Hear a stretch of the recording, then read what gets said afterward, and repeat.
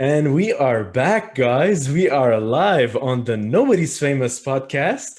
Today, we have a very exciting show for you with a very exciting topic which we rarely tackle, which is football and sports. And I'm here with an amazing guest of mine, Nikita Haikin. It's an absolute pleasure to have you on the show. A goalkeeper from FK Bodø Glimt, recently crowned champion. I'm gonna ask you straight ahead my first question.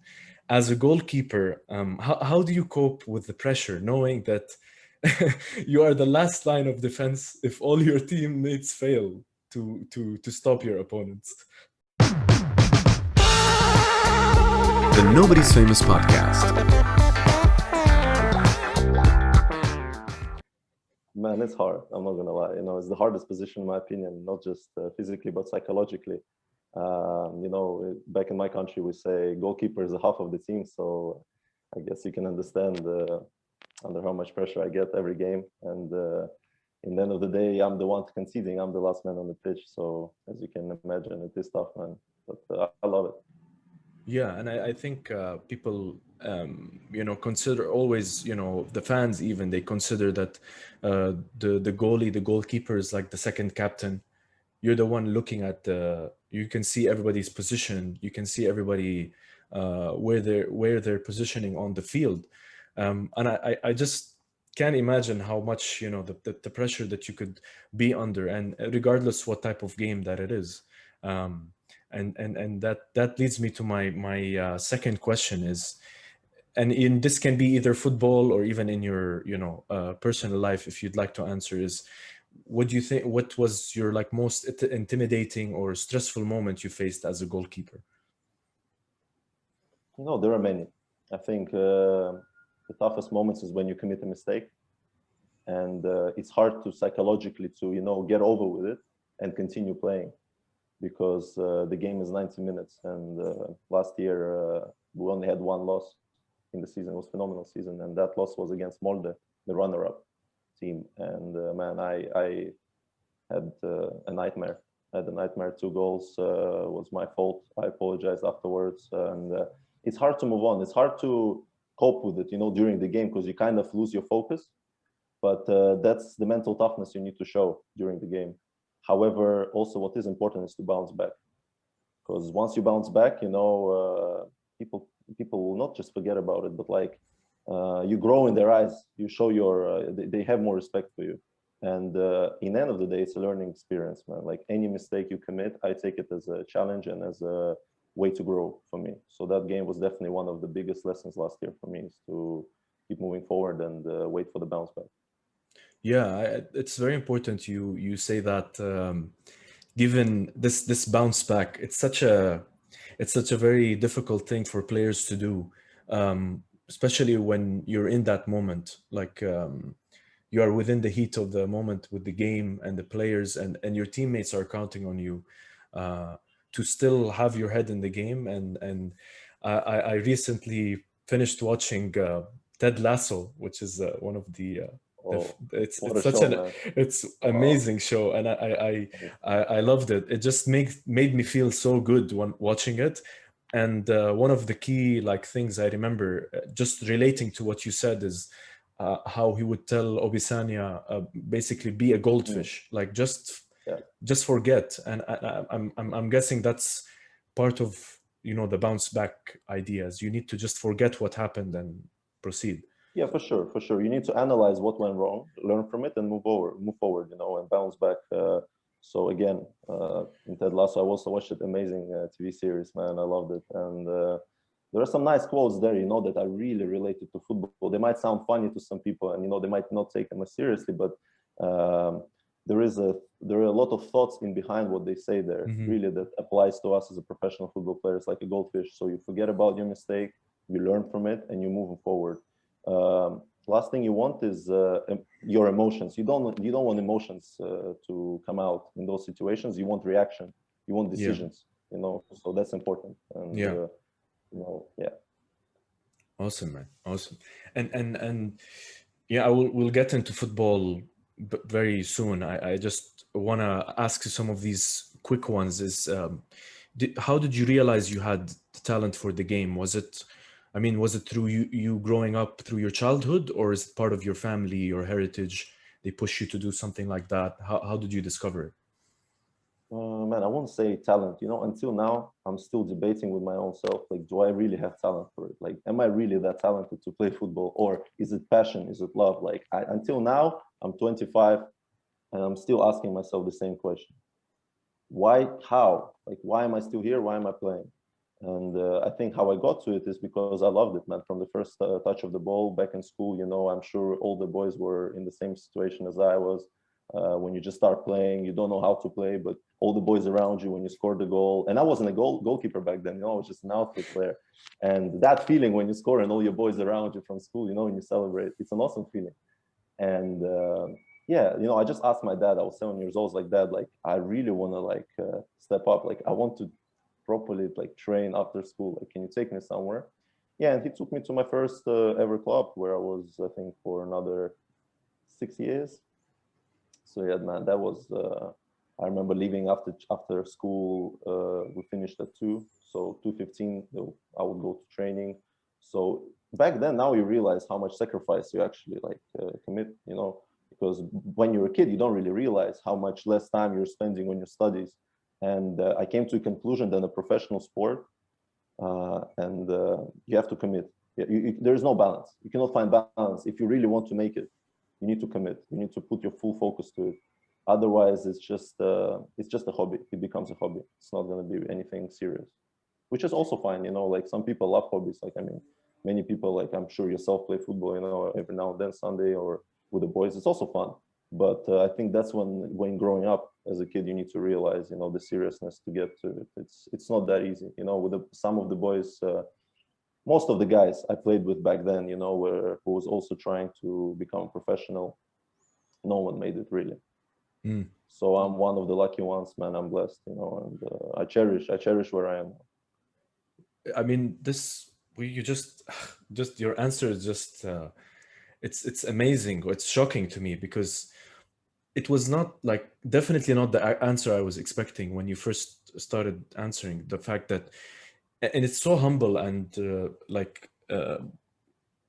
cool to know that you can answer it this way, that you actually and sometimes we talked about it previously on some of the shows about you not kind of feeling that you are really there, like, am I actually playing now in the league? Am I protecting this goal right now? And Yeah. it's I think this is something that a lot of people feel these days. And I had spoken about it in a previous show. I actually didn't know what the name of that feeling was called, the imposter syndrome. I didn't know that this is what it was called. And I just, now we started discussing it on the show and discussing it with my friends, and we even wrote articles about it. It just, I think that that's all that it is, that it's a feeling. Going back to being a goldfish, Yeah. it can apply in the same moment. I just find your answer so fascinating, that you are aware of this fact, but yet you still every day you can overcome it. It's such a great thing. And Man, even now talking about it, man, like, I get goosebumps, because, like, I'm 25 years old, and I'm, like, constantly thinking, like, my thought process, I always ask myself questions like, why me? Like, how can I get better as well? And, like, what's important as well is being present. Like, that's when you actually, like, realize that, wow, I've accomplished something, or this is where I am, etc., etc. That's when you know more about yourself also as an individual. I think that's important, and yeah, that's who I am these days, I think. yeah, and I think we're gonna touch a bit on the sacrifice, but to kind of answer what to what you just said, the fact that you are here present, it's part of the sacrifice that you made. You literally just said, the boys that you were with playing at that time didn't make it. Well, I mean, part of that is because they didn't put the time in. And as you challenged me, you said maybe it's not even the talent. It was just, the hard work that you had to do. And I stand by that, I stand by what you said on that regard. So it's a lot of effort. Um, I mean, do you play football video games? Do you play FIFA? I mean, I play FIFA. I like FIFA. Yeah. You And know, back, growing up in England, man, it's like you had to, as a boy, you had to play FIFA, man. It's like it's always, who are always. you? You know, do you play FIFA? Yeah, yeah, exactly. Like your first question, do you play FIFA? Oh, who do you play with? Oh, we gotta play. I'll kill you. You know, Nice. like oh, okay, it's on, it's on. You know. And I'm asking you this because and this question comes from my co-founder. He always has these interesting weird questions, and he, in a video game, the time is obviously it's sped up. It's like, oh, you're gonna play 7 minute, 10 minute game, and imagine, like, what if a game of football was played that way with full teams on each side, and they played for like 8 minutes, a half. Would you have a different strategy? Would you follow the Oh same man, strategy? Like, would it be no goals? What do you think? wow, man, what a question, honestly. Wow, like I think it will be a chaos, honestly, because for you to win, you have to go full attacking. You know, I think there will be some crazy tactics done there because you have nothing to lose. The time is limited. You know, there is no patience to be added. And wow, man, what a question. And I think it will be interesting, honestly. Imagine like professional football players, like pro football players. I don't know, Manchester United, Manchester City, put together 8 minute half. Oh my God, man! I swear the speed would be crazy. You had to. Otherwise, it's no point, you know. Otherwise, it would end up as a draw. And if you want Hmm. to win, man, I think actually many teams would get a chance for sure, for sure. So Yeah. yeah, what a question! Shout It, out to it, that guy. yeah, Alex always has these weird and fun questions.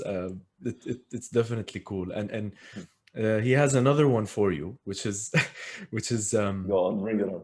yeah, is some scenarios, game of football, sometimes it comes down to like penalty shootouts. You've been playing for 90 Yeah, minutes, extra 30 minutes, and then finally you've gone through all of that, and with how the games are played now, barely any rest, and you have to save now direct undefended penalty shots on your goal. You know, just again going back to being a goalkeeper, can you describe what that feels like? Is that the worst case scenario, or do you feel you're in control? What's going through your mind at that point? man. To be honest, I've never been in that scenario for my professional career. I never went to extra time. I never went through penalty shootouts. However, I can speak about penalties. Penalties itself, man, it's a crazy duel between you and the penalty taker, you know, and it's kind of, you also add some mind games and you study the opponent like myself, you know, before every game, you see their Mm, free kick takers, corner takers, and penalty takers, you know, who are the most likely that's going to shoot against you in case of that scenario. And I came to a conclusion, man, that like, as much as you study the guy, you know, and like his favorite corner can be right, you know, 10 out of 10, he shoots to the right, but I think I came to a conclusion that it's about how you feel at that present moment. It's about your inner self and intuition, you know, that comes out from you. And in that moment, I think it's important to stay as focused as you can. And I think that's to give you a best chance. Of course, in that situation, unfortunately, you have less chance. Close range, the guy's gonna shoot. He's a penalty taker for not for a specific reason because he's good at it, you know. And the chances are, of course, he has more advantage over you. But if you stay present in the moment and you bring that intuition with yourself, you know, in your inner self, you can give your best chance of saving it. So I think that's what's more important. That's what I came after that season, after last year. mm. Yeah, it's such a tough thing, I think, to be in that position, that you are in, especially for example, fans who might be watching at home. They will say, oh, it was an easy shot, it was an easy save, you could Mhm. have done it, but they don't really understand the, as you said, maybe the mind games. Or I actually Yeah, didn't think of that part, that you actually study maybe the players, in advance, to know who might be doing what. And you never know, that penalty kick taker knows that you may have studied him and will take yeah, another side. yeah, for sure. You know, and when you save it, it's a great feeling. You know, because yeah, it might look easy, but I think penalties are not easy. No matter how easy it may look, any shot that you can see on TV, you know, and go, you think, oh, Hmm. that was an easy shot. Oh, he should save it.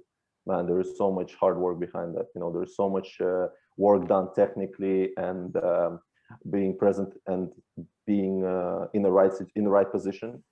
So that's what people don't think about. But I don't blame them, because like they're obviously pundits or etc. It does look easy. I agree. And we as the goalkeepers, we make many difficult shots look easy. But man, I guarantee you, none of them are easy, because you can let it in split second. You won't even realize. You're like, whoa, how did that happen?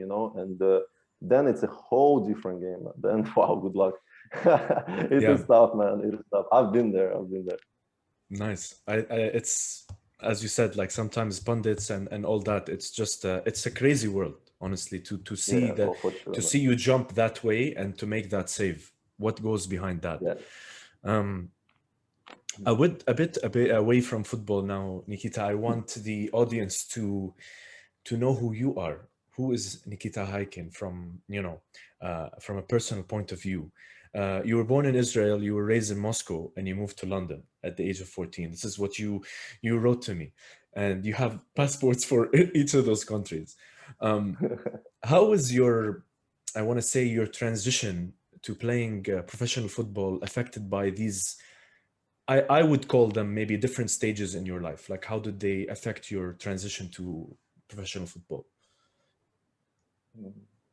It's a good question. I consider myself as an international athlete, and there's actually a term for that.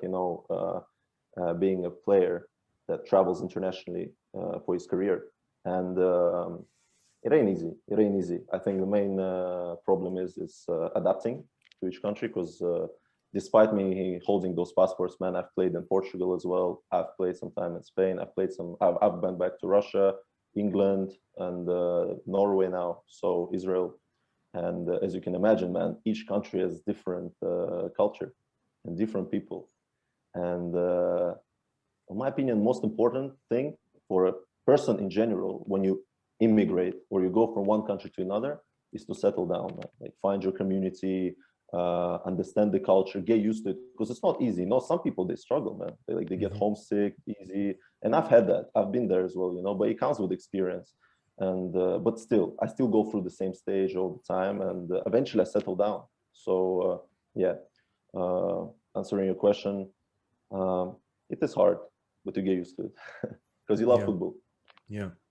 Actually, yeah, I was gonna say that I think the love for football will overcome your the fear of moving somewhere, and you have the game to make you forget being homesick, or to make you forget that this is okay. It's a tough time now. It's just a transition phase, onto what Yeah. the main goal is.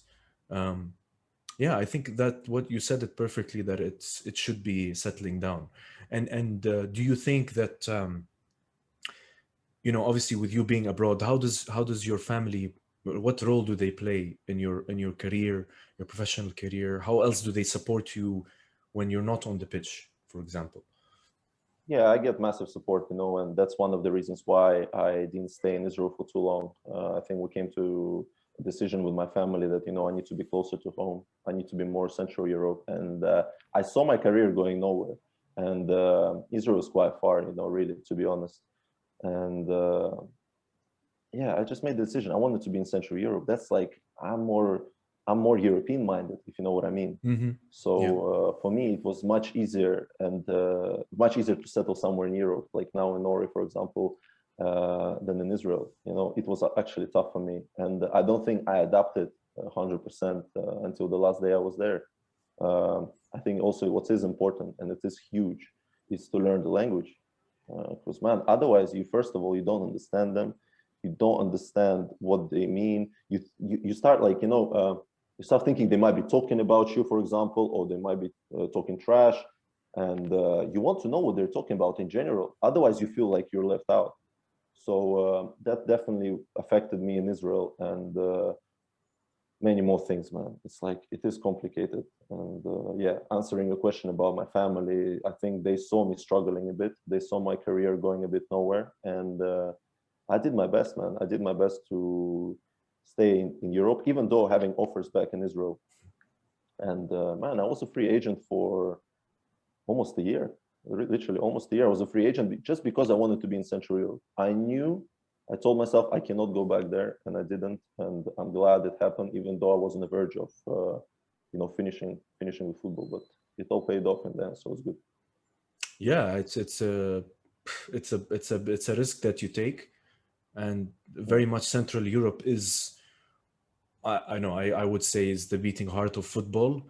Obviously you have Brazil, Latin America as well, but the way that football has advanced in Central Europe is just yeah, insane, and you being, I think, the international player that you are, adds to this whole, you are seeking, those opportunities, which is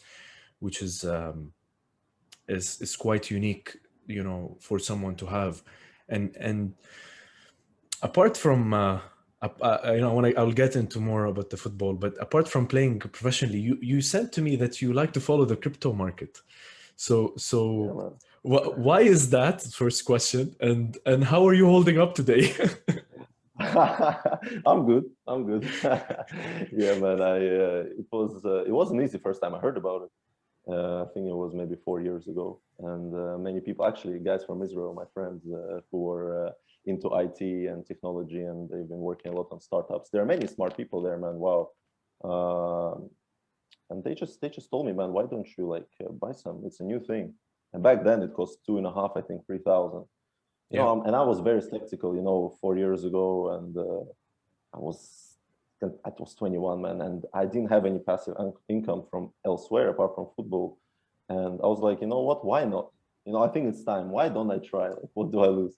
So yeah, I bought a little bit, and yeah, man. Since then, I've been following, and there were hard times with Bitcoin, and I've been telling my friends from all over the world, guys, you gotta have a look. You gotta see it, and nobody believed. Honestly, like I'd say 90% of people that I would tell about, they would be, man, you must be crazy, man. What it is like? What is Bitcoin? Man, look at stocks, or like else, or look at real estate market.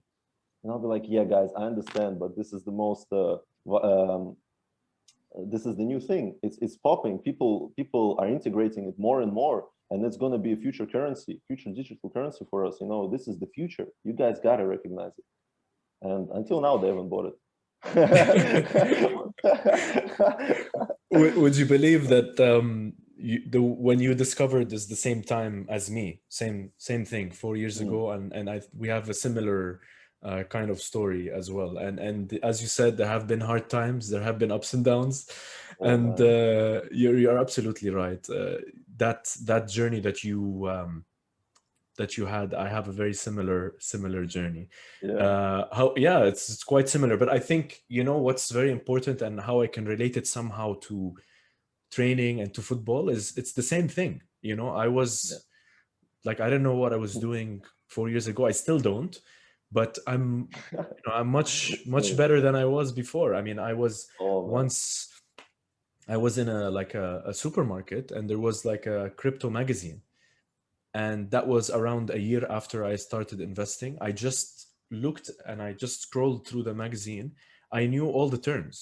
I knew even though I was, I've lost money, whatever. I was not, Yeah. you know, I knew the terms. I at least expanded my brain somehow, if it was Oh, not for sure. my portfolio. Yeah, yeah, I But agree. yeah, Now, what you crypto said is awesome. is true. What you said is true. Yeah, no, crypto is awesome, and I can talk about it a lot, and it has changed some of our lives, man. No, let's like, honestly, whoever invested back then, they're good. They're good. And straight away, I realized I cannot be a short-term investor because, man, I just physically don't have time to keep up with stocks. I don't have time to come up after training, after being 2 hours, 3, 4 hours, training, and then come back and, look at the stocks and like, right, maybe I sell it now, maybe not. I knew my weaknesses. You gotta. Otherwise, it's over, man. Like Jesus, you lose money. So I Yeah. told myself, man, I gotta believe it. I gotta believe into it, and I'm a long-term investor, so I'm good. I didn't sell because I knew I'm gonna believe. And the amount of times, I'm sure you had the same, I wanted to sell it, man. Oh my God, man, it was crazy. And when you thought it was over, and when people were saying, "Oh, Bitcoin, forget about it. Oh, what is it again?" And they were hating. I just said, "Okay, man, like you guys just settle down. It will be fine." And guess what? We're rolling, baby. Indeed, indeed, indeed. I mean, I don't know when the time this show airs, what price it'll be at, but you know, Yeah, I completely the same feelings that you have felt. I may have failed in some of those moments, I tell you for sure. But yeah, man. this is exactly the case. Um, Oh, yeah, I mean, it yeah, is crazy. You sent me. We can go back to crypto anytime you like. Uh, yeah. but you sent me a photo of you reading. Now I wasn't 100% sure what that was. I was trying to figure out whether it was like a something to do with sports, just the news in general, or was it a book? I couldn't quite get it. So if you could tell me what that was. It was a menu from the restaurant. Oh, really? Yeah. It's a nice picture because, man, it might look like I'm reading something like, very valuable or very That's what like I useful, thought. but man, it was just a menu. Well, in some sense, it is useful. You got to study the menu itself, bro, for yourself to have a Wow. good nutrition and to eat right. But I do read, man. I read. Not, I wouldn't say a lot, but I like to read, especially when I'm on the planes and when we're traveling, just to kill some time. I hate, those like I don't like novels. I don't like those love stories and Mm, um, fictional stuff and etc. etc. I like some things that are we can relate to nowadays. I like things about politics, also sports. Like autobiographies mhm. and like Sir Alex Ferguson, for example, and I read it. It's awesome. Highly recommend, even if you're not a sports-related person, just to know Yeah. how the best manager ever thought and what his process was back then, because it's breathtaking, man. Honestly, you learn a lot from that. Yeah, so yeah, I So like more to read. about factual things. Yeah, I Yeah, understand. man, there was everything. Honestly, that book is just amazing, man. Not just about football related, but how he dealt with players, psychological level, on personal level, how he was brought up, how he dealt with many defeats in his career, because the man was in charge of Manchester United for 20 years, man, or more, and Yeah. he's won many trophies. I mean, on my opinion, and I don't think any person, even if you don't like Manchester United, and you hate them, let's say, you have to understand that this man is the greatest manager of all time, because how much he has achieved, and you know, I just highly recommend. No spoilers. Yeah, exactly. Yeah, for sure. I mean, I remember the first moment I started supporting Manchester United. I was in my Ah, you support Manchester United? yeah, when I was into football, they were my club. They were Oh, my okay, okay. club. It Oh, was that's awesome. it was a it was a very funny moment. I was visiting my relative's house, and we used to have the shared computer where everybody sits and they play video games and stuff. And behind his computer, he had posters of Ryan Giggs, Paul Scholes, uh, Ferdinand, and I was looking at it, and I'm sure you have this feeling, but for a kid like a boy, and you look at these players and you go like, oh yeah, I want to be like them, I want to support this team. And I didn't know much about football, so I think sometimes sometimes you look at it for the first Yeah, time. It hard. intrigued Yeah, me. Yeah, it oh, for intrigued me, sure. and And that's why you that's support them. Yeah, yeah. that's what got you in. That's what lured you. That's what got you on the hook for sure, man. I think when you see those posters growing up, man. I mean, now you rarely see them, but Now anyway. you rarely see And them. Yeah. yeah. Now you rarely see them, but when you grow up and you see them, as you said, you want to be like them. They're like automatically become. First of all, they look cool, and second of all, they automatically become your role models. Whether you like it or not, you just, and especially when you're never football related guy or you never thought about football, automatically now you Mm, support this team as well. Like yeah. that's how they recruit fans. I'm telling you, man. Yeah, so that's why I mean that's why I relate to what you said about Sir Alex Ferguson's book, because I Yeah, do understand what you meant by the mentality. So for anyone who's listening, that's kind of like the spark or the moment when somebody looks at these posters, similar to whether it's music or uh, yeah, movies, any type of thing. It's the same kind of draw and effect, and yeah, for now it's sure. just FUT cards, I guess, on FIFA. So it's Yeah, different. exactly. Goal pack. Yeah. Um, Nikita, I want to ask you before we get into Bodo and the league and everything. I want to ask you, apart from football and apart from like crypto, are there any other hobbies that your fans maybe they don't know about? Anything Man, I else like that you do? politics. I don't know why, but I just, it's hard to explain why. But I start following politics a lot and political situation in Russia a lot. I just cannot be quiet, really, about many things. And I mean, there are problems all over the world, but when it comes to your own country, you just like automatically want to uh, have something to say. And it's a shame that many people back in Russia, for example, they are afraid still to express their opinions. I think like why I want to express what I think about like political situations and any situation in general that's happening inside my country. Um, is that I'm European minded, I'm European minded, simple.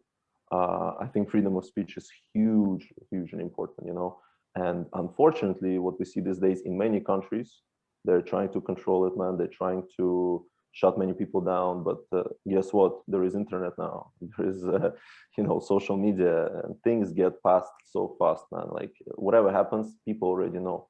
You don't know, but people already know. Already They're know. aware. So I cannot stay quiet, and might sound dangerous that wow, it's Russia and you speak, and like yeah, it is. Like I won't, I'm not gonna lie, sometimes I'm actually afraid of saying some things. And but guess what, I think freedom is the most important thing in a human's life. Some guys that I know, they also support me, but whenever I speak about politics, and like there were some interviews, an interview, the latest one I did with this Russian guy, he was looking for it, and I knew he was looking for it. I knew he wanted to make a statement. I knew he wanted to say, oh, Nikita said this and that, and he supports the opposition leader, and he's a liberal Democrat, etc., etc.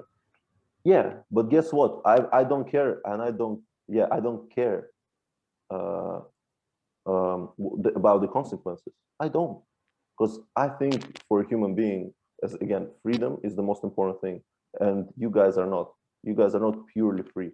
If you cannot express your feelings, I mean, man, like, come on.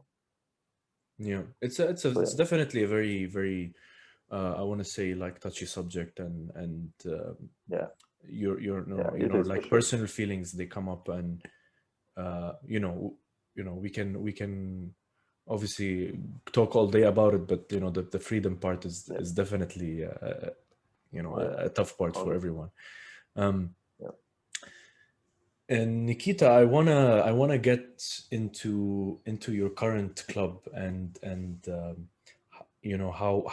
how it feels like there, to paint a picture of of Bordeaux. So tell me a bit about it, The place itself, the place itself. Tell me a bit about Bordeaux. How does it, man, it's a unique place. Ali, it's a very, very unique place because first and foremost, you see northern lights here. Where else can you see northern lights, man? Where else can you see this stuff? I don't think anywhere else in Central Europe. You gotta be really northern, in any northern part. Either it's Canada, or there are some parts in Russia, I think, is where we can view Mhm. it. So yeah, that's the first thing that I heard about it coming here. It's like, man, you gotta see the northern lights. People travel here from China, from all parts of the world, just to witness it. And first year I didn't see it. Man, I tried. I downloaded an app, that told me, yeah, today is most likely you're gonna see it. I bloody went to this mountain. Man, 1 o'clock in the morning. I have training next morning as well. I don't see anything. Man, I gave up 30 minutes. And then my neighbor sent me a picture how he saw it by being in his house. And I live next to him. I'm like, how? Like, what? Like, it was unlucky, basically. But anyway, I saw it this last year and this year, and man, it's just fascinating. It's just like you stand there and you think, man, like, what is this? What is that? What is actually happening? Like, and it's a scenery. Like, I was speechless when I saw it, and it's dancing and it's changing colors, green, blue, purple, just just magnificent, man. But yeah, one of the things you have to witness when you come here. Um, 60,000 people living here, so small town. Now, man, I realize how small it is because wherever I go, people see me, they look at me, man. It's even like I get anxious, man. Jesus. And Norwegian people, they are a bit like they are a bit they're a bit cautious, So yeah, they recognize you, but they won't approach you to take a picture, for example. Only some kids, but like mostly they will look, oh my God, like as if you're someone like inhuman, man, as if you came from a different planet. They like look at you, they observe you, man. They take snaps secretly as well. And yeah, it was a bit annoying in the beginning, especially when I won the championship, man. I'm not gonna lie, I was really annoyed because wherever I would go, people would look and they would see what I'm doing. But then I came to a conclusion that, man, it's a part of my job. I just have to get on with it, and like I should be grateful because like people recognize me. They recognize my work. They recognize me for doing something good for the city. So yeah, it's a small town, and yeah, man, it's a scenery here. So many mountains, and I start fishing here as well. I don't know what else, man. It's a great place, but it's boring. It is boring, man. I'm not gonna lie. It is boring for me because, especially with COVID, man, I'm just here. I'm only allowed to go to training, stadium, train, go home. I'm not really allowed to integrate with other people seen publicly. I have to wear masks, even though the situation where I am is quite cool. Mm-hmm. So it is hard, man. I'm not gonna lie. And seeing same places, and I can imagine, I lived in London, which is like the capital of the world, you can call it, honestly, especially business, when it comes to business. Yeah. And now I moved here where there's 60,000 people, and it's like you're squashed, you're like, wow, that's different. And when you go to London, you're like, whoa, that's huge. I'm free again, like, wow. So the recognition of the size, of the place and how people are is different. Yeah, actually, that's one of the reasons why I wanted to ask you that question, is because it's such a small town. It leads into so many other questions that I have for you, Yeah. especially the fact that I completely understand what you meant when people might see you and they might not want to approach you. I completely understand this because people have a respect for space, and the kids don't think the same way. The kids go like, "This is my hero. I need to." They don't think they don't think in now or never. They just think now. Yeah, exactly. They just And they think don't now. hesitate. Exactly. Yeah. And I watched the Sunderland Till I Die documentary, which I loved, by the way. I watched it. Amazing. It's very nice. I loved it. And there was I can't remember if it was the first or the second season, but there was a scene where they had the players sit with the fans in like one of the pubs, and they would talk about the club, where it was going, the strategy and stuff. Did you ever experience the same with your fans? Do you do that, or was that just something in the documentary that they did? No, you do that, especially here, because there are many investors in the club. There's no an individual owner that the club belongs to. It's owned by many investors combined. So before every season, I mean, the first season, because COVID obviously happened, and we were unable to do it. We did it online the second season, but the first season, I remember they gathered the whole team. We had to wear the full kits. So the sponsors, investors, many people, maybe around 100 people were invited to the gathering. And yeah, they would introduce you, and they would ask you a few questions, especially being a new kid on the block, man. It was a bit nerve-wracking because they don't know anything about you, and they just want to know, who have we signed? And then here you go. So yeah, we do that quite often. And also, I think it's also related. We don't feel like we're someone else. I think here in Norway, especially in Scandinavia, but in Norway particularly, you are on the same line. Like, it doesn't matter if you're a football player. They don't lift you up. It's like, for them, okay, you're a football player. Oh, good, well done. I'm a businessman. I work in a bank, or I work in a hospital. It's the same, like. So you're not unique, unfortunately. Like in any other place, there would be, for example, England. Oh, you play football. Oh, for whom? Wow. You automatically want to like befriend the person. But here it's like, okay, that's cool, nice. So they're very calm about it. Yeah, that's. I have so many questions about that, by the way, but I'm gonna try to stick to. I'm gonna try to stick to what I have, is because I find that especially you've lived elsewhere, and that contrast it's huge, because even with the fans it's different. the fans, maybe they in Norway are, as we said, maybe less, they understand the, what a player is going through. They understand, this is a player. They understand the professionalism of it. Whereas, I work in events, Yeah. and we work with artists, and there are many moments where maybe a friend or somebody have told me, "Oh, why didn't you take a picture with that artist? Oh, why didn't you take a picture with that artist?" And Yeah. I've worked with some high artists, and it's just, if you're a professional working the field, Yeah. it's difficult. If you get invited to do so, maybe, Yeah. but Yeah. as part of being on the job, it's part of that thing. So Oh yeah. I understand the professionalism and where the thinking comes from. Yeah. And 100%. do you think the fans in Bordeaux, do you think that they, I would, if I was a fan, I'd probably act the same way, but do you think that they are on either side of the spectrum? So for example, oh great, you won the league, they love you, but if you lose, they hate you. Is it something like that? Or are Man, they, I haven't experienced it yet. I haven't experienced losing it, to be fair, like badly losing, Hmm.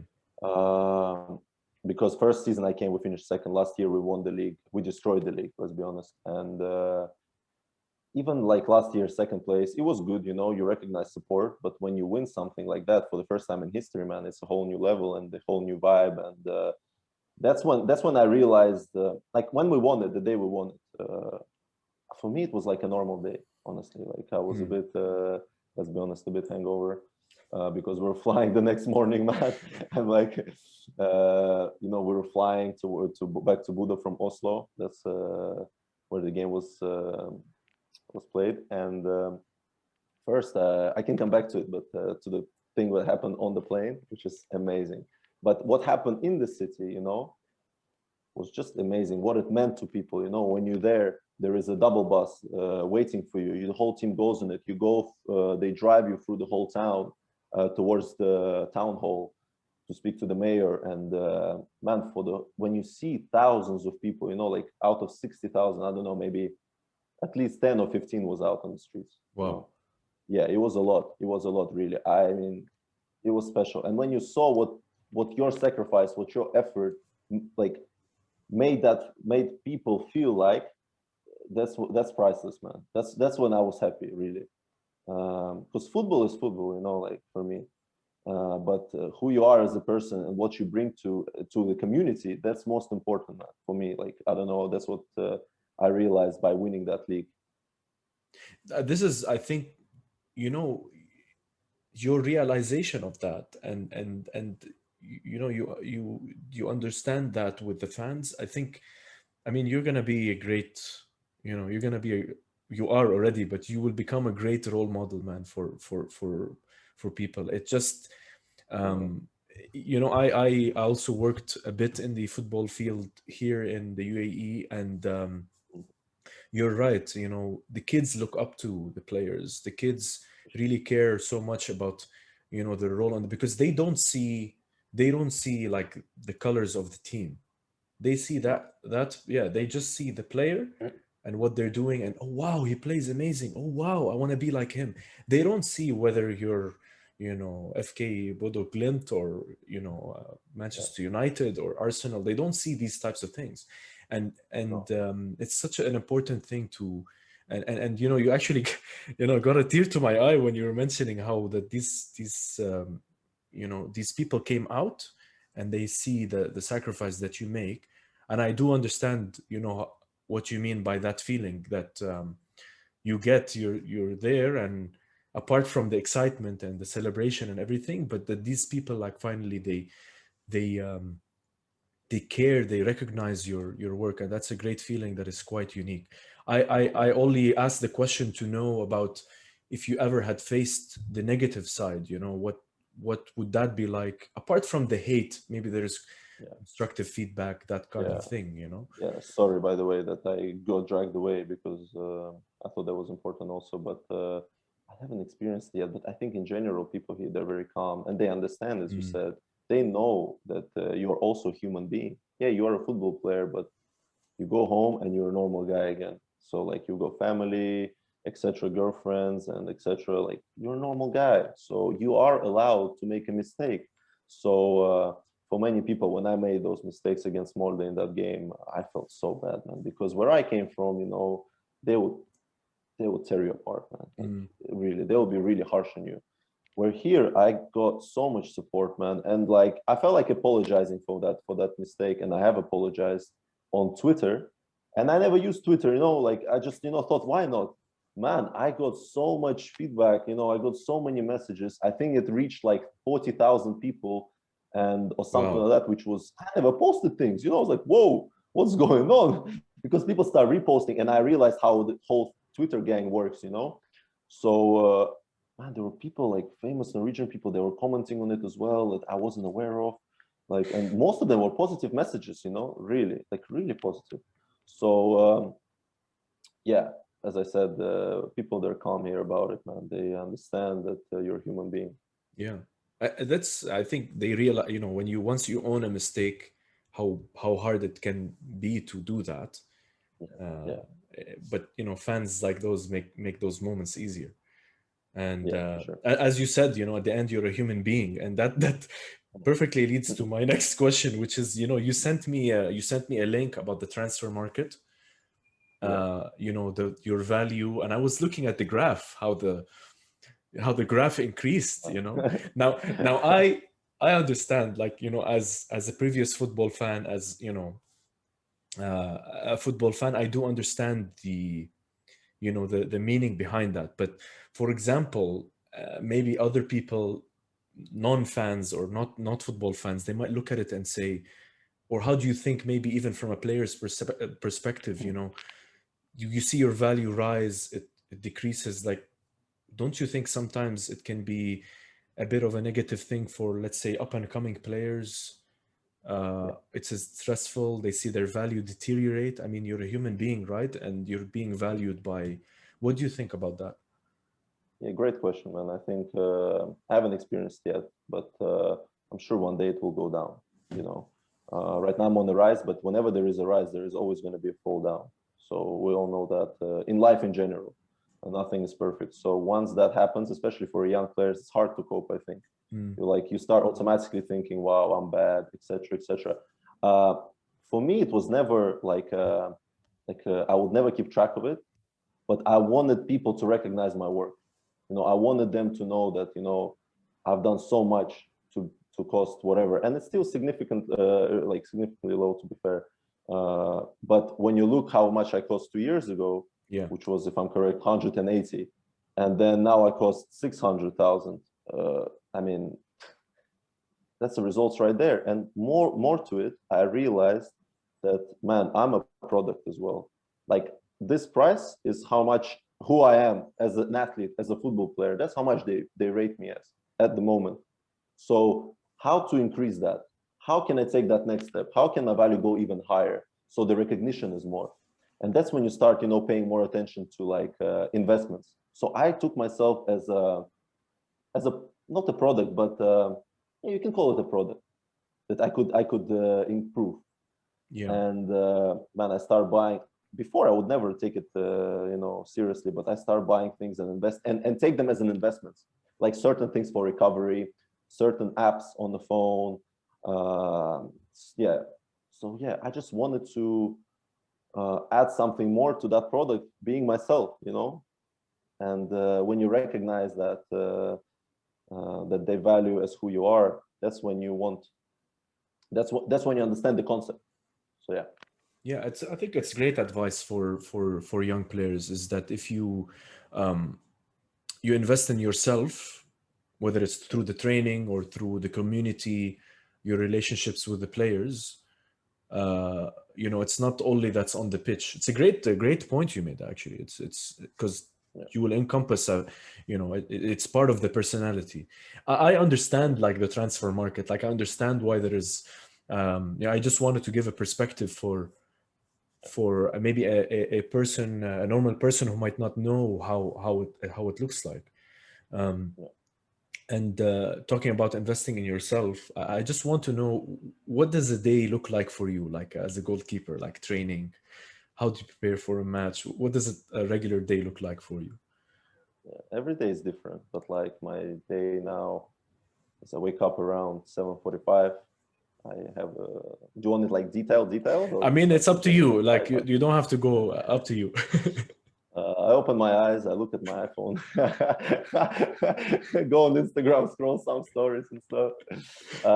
But yeah, honestly speaking, I'll try to keep it short. I wake up, I brush my teeth, etc., meditate, have something small to bite. Around 8 o'clock, I wake up. 9 o'clock, I have breakfast at the stadium. So I get to the stadium, which is really close, man. Like by car, it's 3 minutes. Literally, it's so close. And you get your breakfast in. 10 o'clock is when the meeting, and then after the meeting is about 10 minutes, and then training begins.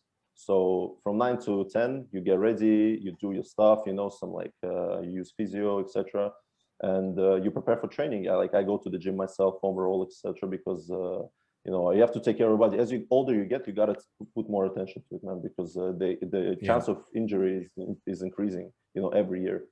So yeah, then the training would do depending on the day. Obviously, as a being goalkeepers, we have different training completely, man. Like we have a personal goalkeeping coach that we work with, and we work with him until the team needs us to integrate with for each or any other exercise. Yeah, so that being done, we go in. Again, depending on the day, I will do my strength session. It's either straight after, but I came to a conclusion that for me personally, it's better to eat first, take a small break, 30 minutes, and then I'll go do my strength. So yeah, to be fair, this is it. Like I try to spend as much time as possible because first and foremost, I'm single.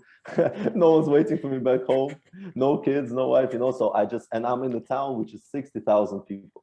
So where can I go as well? I mean, don't get me wrong, there are places to go, but man, like I'm trying to be like as loyal as possible to the club because there's nothing that will distract me from my goal, and that is good. As much as it's funny, man, you focus so much. Yeah. You don't want to go. Like you put extra work in, you recover, ice bath, etc. Depending on the day again. I'd have to say I'll be. Some people might say I'm arrogant, but I am the last person to leave. Maybe because I'm changing too slow, but no. But honestly, like I just have nowhere to go, man. Like I don't have no rush. So that being said, yeah, man, this is my day would look like. And yeah, I'll get home. Usually I'll sleep again. I'll sleep for an hour. So like siesta. And that will help me a lot to reboost, man, to like recover. It's so nice, man. Wow. Especially after you That's like the train hard. European in you. Yeah. Yeah. Man, I love it. It has to be done, man. It has to be done. Even LeBron James does it. You know what I mean? And yeah, and then I'll eat, make some food. Dinner I have home. So yeah, and then I'm just chill. I just chill, honestly. I just spend time here. Sometimes we'll go for dinner with the boys, but or after training we'll go drink some coffee and play cards. Just some activities, but nothing crazy. Especially with COVID, it's hard. Many restrictions in place. Yeah. I love it. I mean, it's the part about talking about how you're not distracted. I mean, this is kind of the time, and you realize that yourself. You realize this is the time to this is the the building blocks, the foundation for your next kind of springboard, and Exactly. what you're doing is even for people who are working, they do the same thing. They know they have to put their head down and hard work. Yeah. I found something interesting about the club, about the fans actually. Do you know about the toothbrushes? Man, now I know. I never knew, man. I never knew. And when I came here, I thought, man, they must be weird as hell. I was thinking, what is this? In general, in Norway, you see some things you've never seen before, man. You're like, wow, this grown man with a toothbrush, what is going on? What's the meaning behind this all? And yeah, and actually, I found out only after someone else asked me in one of the interviews, and I was stunned. I didn't know what to say. I was like, wow, I never actually thought about it. So yeah, now I know. I mean, do you know? I mean, I did like a very quick research on this, and I found like which somebody says is how it started. I don't know if it's true. Maybe you can confirm it, but it's like there was one of the longtime supporter his name, Torgeir Grupstad. He wrote to some of the people at one of the games. One of the supporters, Finn Jakobsen, basically he toothbrush Yeah, out of his pocket. He took it out and he yeah, started conducting the fans who were crowd. singing, It's awesome. and that's how it became. And it was a small yellow toothbrush, Yeah, and then from there, they wanted to work with somebody to build a bigger one, and thus, that's how it became. It was yeah, part of just a random thing. yeah. I also heard that version because there are a few. Oh wow, Apparently, okay. man, apparently there are a few. Because I asked some of the legends of the club, and when I asked them, they didn't even know. Wow. Man, I was shocked. They didn't know. Like they were like, yeah, there are a few versions, but I think the first one, this one that you just mentioned, is the closest one being true. And also, when the away fans would travel, the only thing they would take with them is a toothbrush, and like also that's also related to the toothbrush icon, Okay. So yeah, but I think this version is, there are also a few more, but this one I think is the closest one to being To the the right one. truth. Yeah.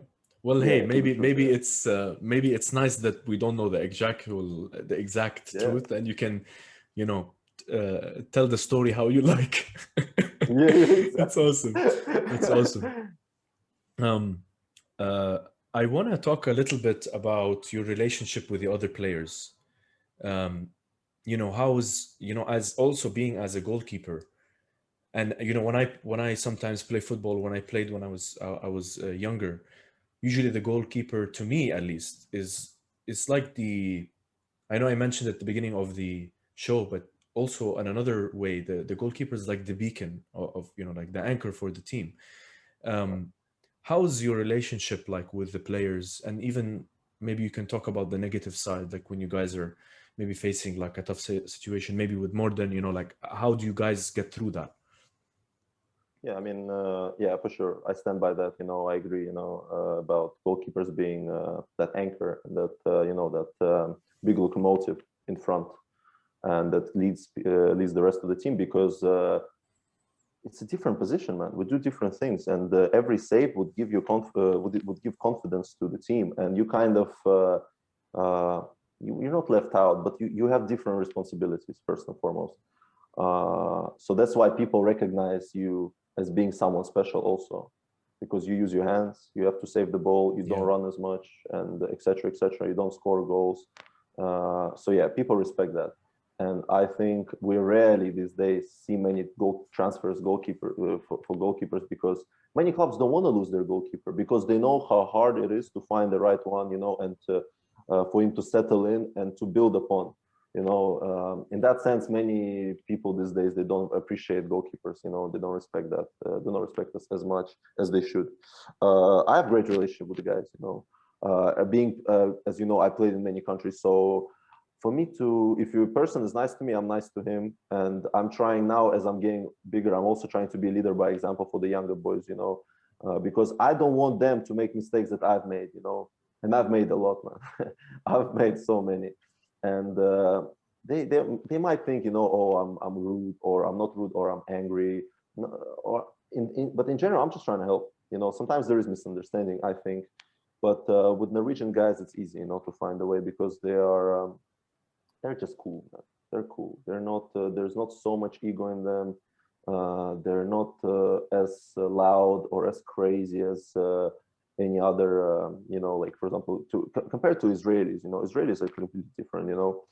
So Israelis are really loud. They're really funny, man. They're really nice to hang out with. Like honestly. And Norwegians are completely the opposite. They're more calm. They're more steady. Also fun to speak with and crack jokes. But sometimes you need to be the one, getting the joke. So they're not used to someone like me, like for example, talking a lot, but that's important, because you set the tone and the atmosphere in the changing room. And Yeah. this is crucial, man. It is crucial. And as you said, like, how do we bounce back from losses? And part of it being the atmosphere in the changing room after a defeat, I or wanted to ask that. Yeah. yeah.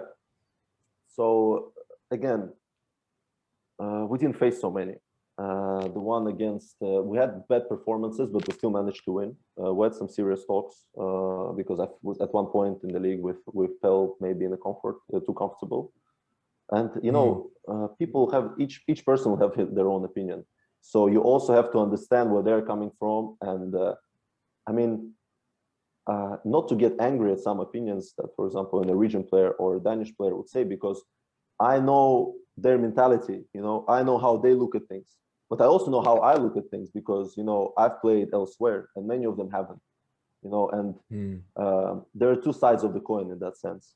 What here is normal, where I played, or in Europe or whatever, is different. So you need to also recognize that. So sometimes, you know, for example, I would scream, you know, or like, which here is unusual. So yeah, you need to find the balance, you know, when to use it properly and when not, and so people need to hear you out. Yeah, I think you're, you know, now based on what you said, it's you are very much in that pressure position, and we are similar. I think even with my work, my career, you reach a point where, you know, what you said about how seeing the younger players, they might do mistakes, or you don't want them to be in that bad position. Yeah, I'm the same, so I can relate to you. I literally am the same. You know, when I yeah, first started out, I um, didn't have much of a mentorship or anyone to take care of me. And where I am now, when I look back or I look at somebody and I see them in the same position, it makes me feel bad and I feel hurt. Even if I just sit down with them for one chat and tell them this yeah, is what the company's like, this is what yeah, you can do, this is how you should expect these things, it can change their yeah, perspective, similar yeah, to what you're going through. Plus, I think you give, you know, being an international player, you can bring the, I want to say, the assertiveness that maybe Norwegians they don't have, maybe, or yeah, they have but not as outspoken, you know. So I think this yeah, is, for sure. it's a good balance, but where you're coming from 100%. is the right And approach. that's a beauty of it, man. Honestly, that's what builds a good team. Not to be one-minded, you know, Yeah. but to have a few ways, you know, and to see different sides of how it can be.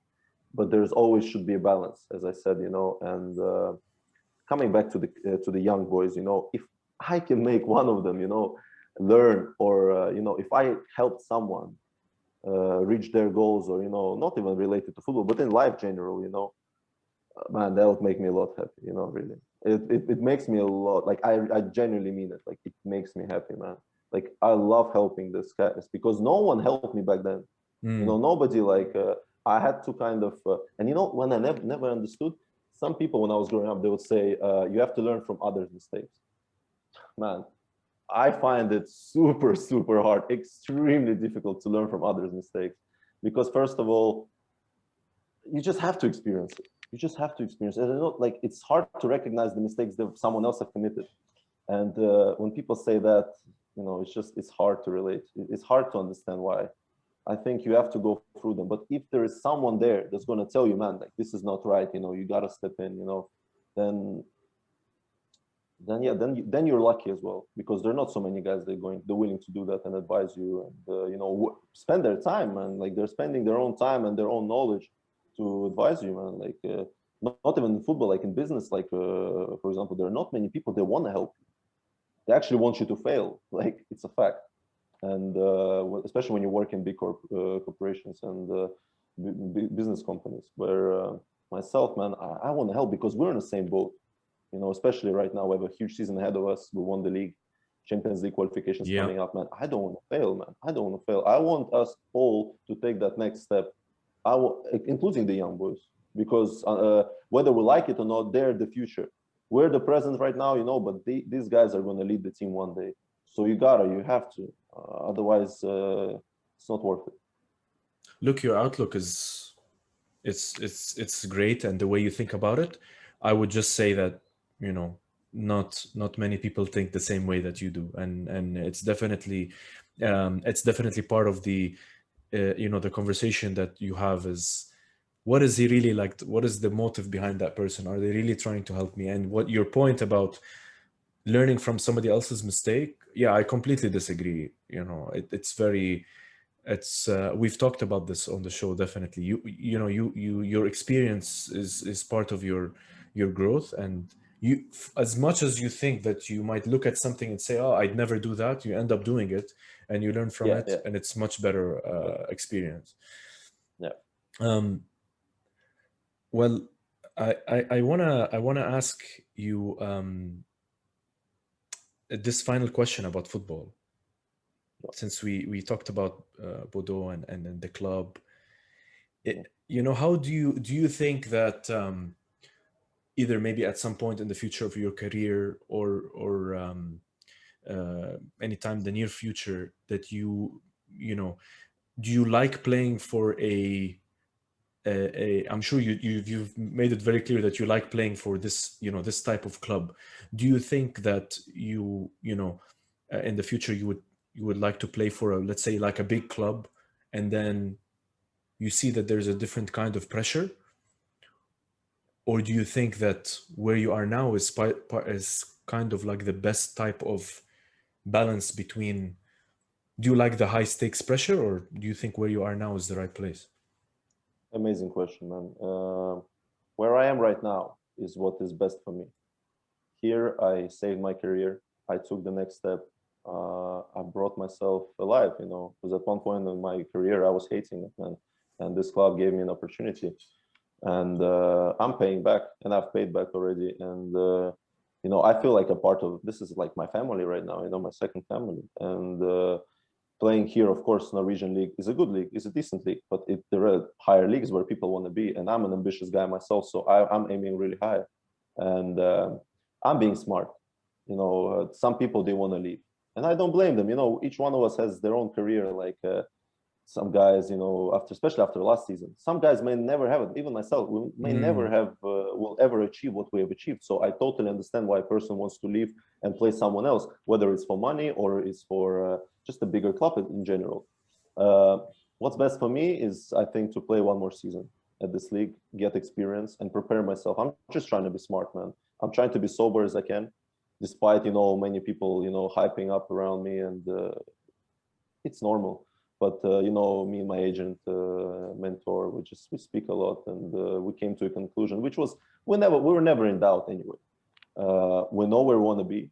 I really want to play on a higher level. There is no secret about it, and the club does itself never hidden it away. Even in my first contract, it was written that this is a stepping stone, and we understand because they recognize there are bigger clubs, bigger fishes out there, man, that would want you.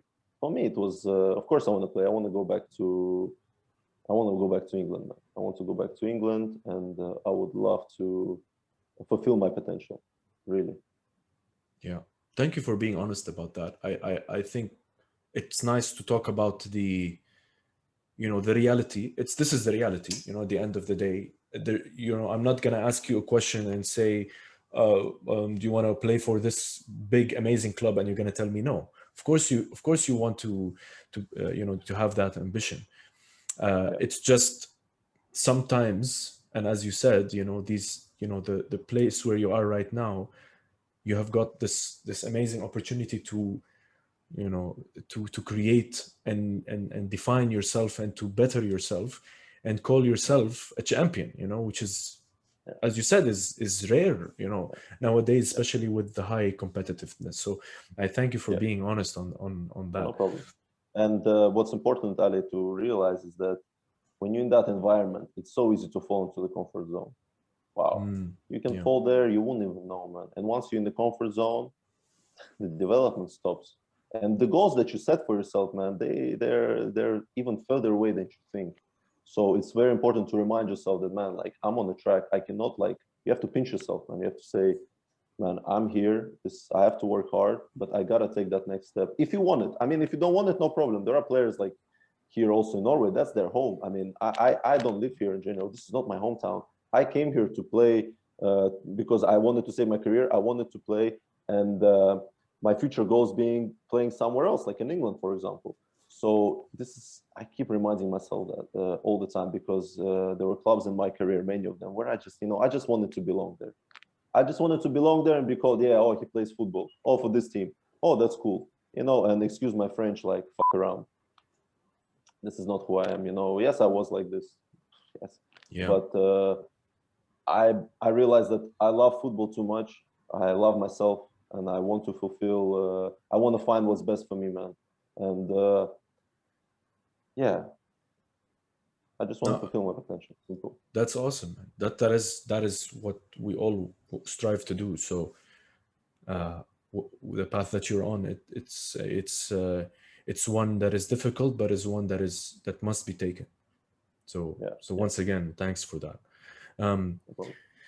Nikita, we have reached the conclusion of the episode and the final questions. And after all our discussions and everything that we've been through, um, I love asking this question to the guests.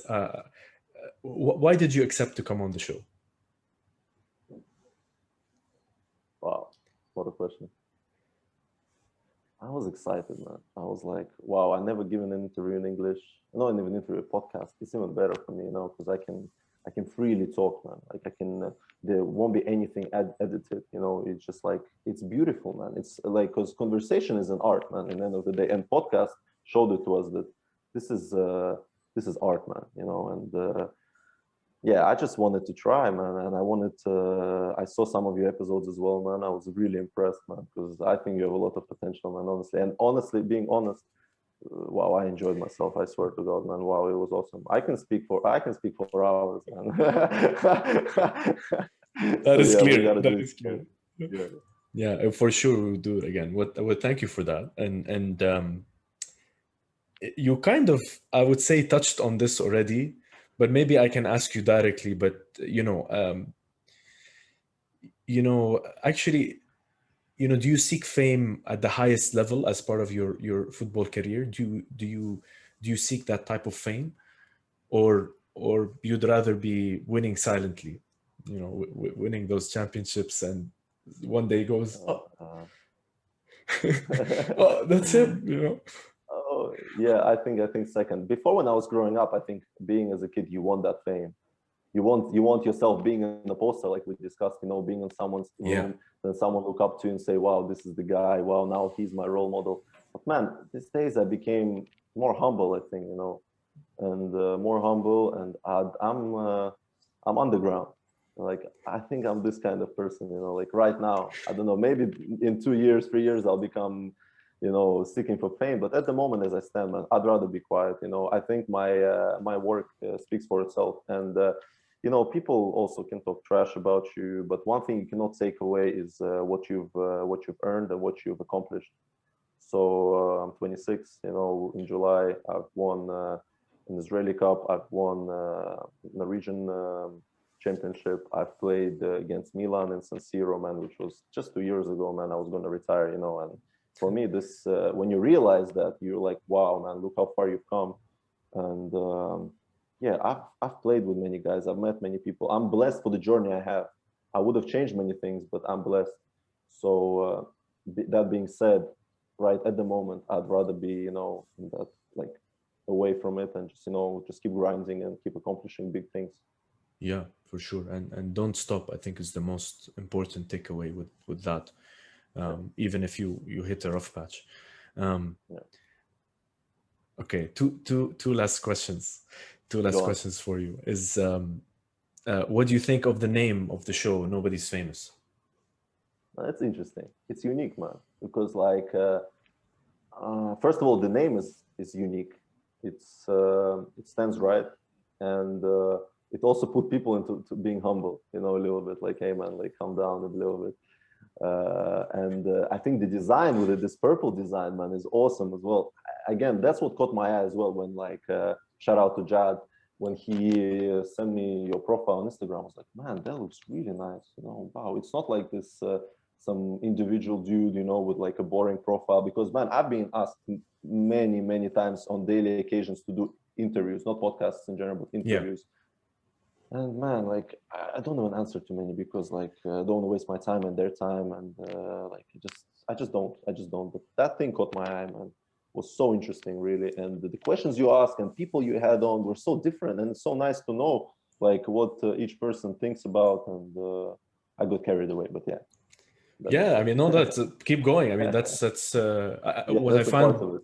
Yeah, what I found interesting is that the color caught your eye, Yeah, because I think purple is a bit of a harsh in some ways it can be harsh to people, like the color It and stood out, man. It stood out for me, and yeah, I liked it.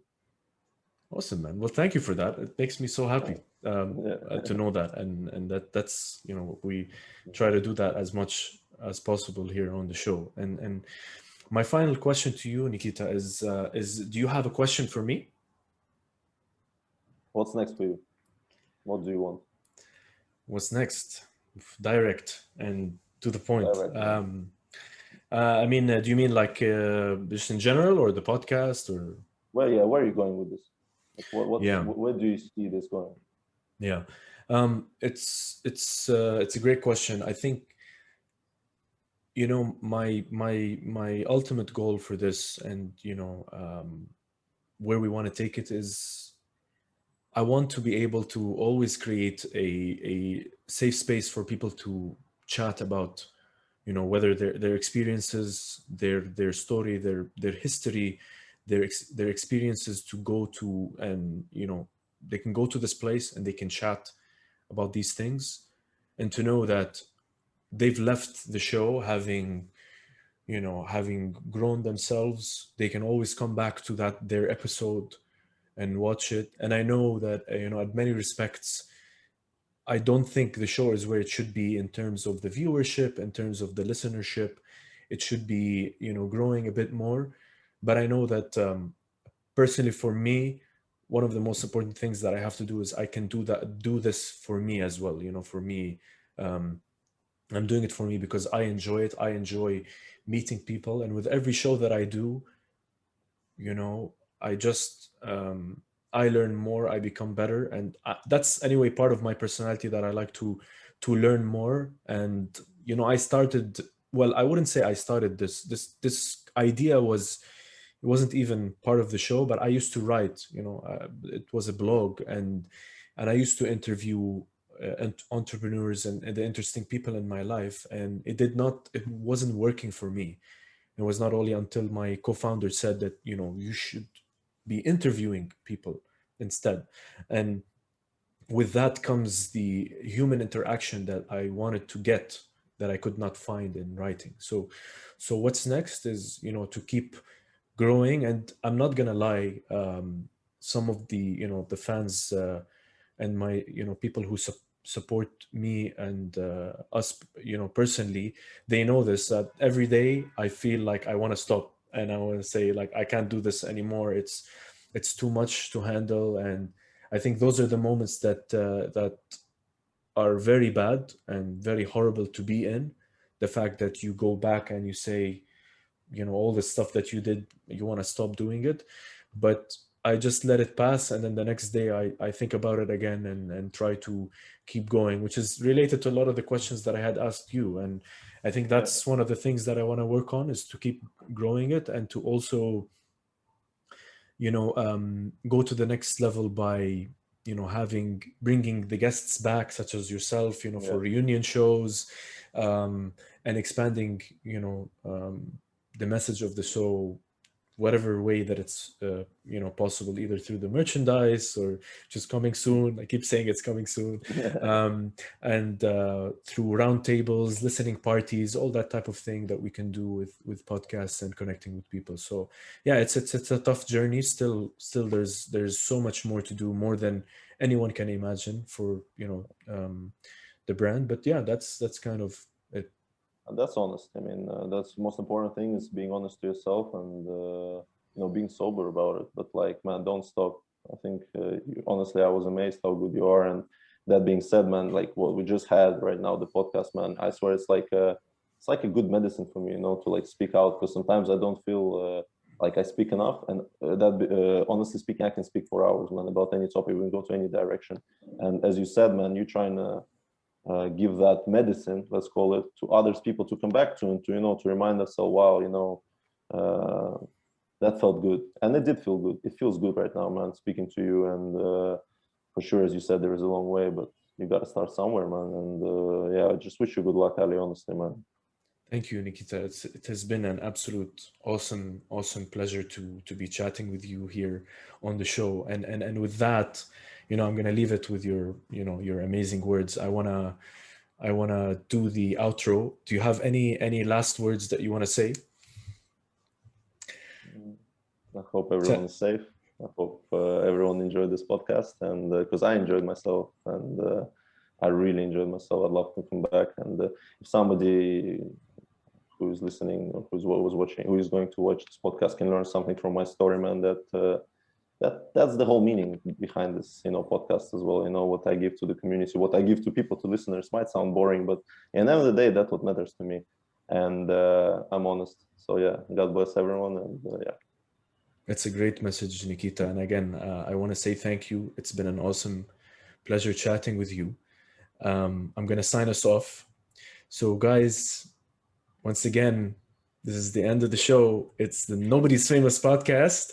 And we had an amazing guest with us today, Nikita Haikin, currently the champion of the Norwegian League and ever honest and humble guy. The brick wall of the goal, the one and the only. It's been an absolute pleasure chatting with you, my friend, here on the Nobody's Famous podcast. Make sure you check out Nikita's profile on Instagram, Nikita Haikin, and make sure that you watch the episode on YouTube. You can listen to it on SoundCloud, Stitcher, Spotify, all those amazing places. Once again, this is Ali signing off for the Nobody's Famous podcast. We'll catch you on the next one.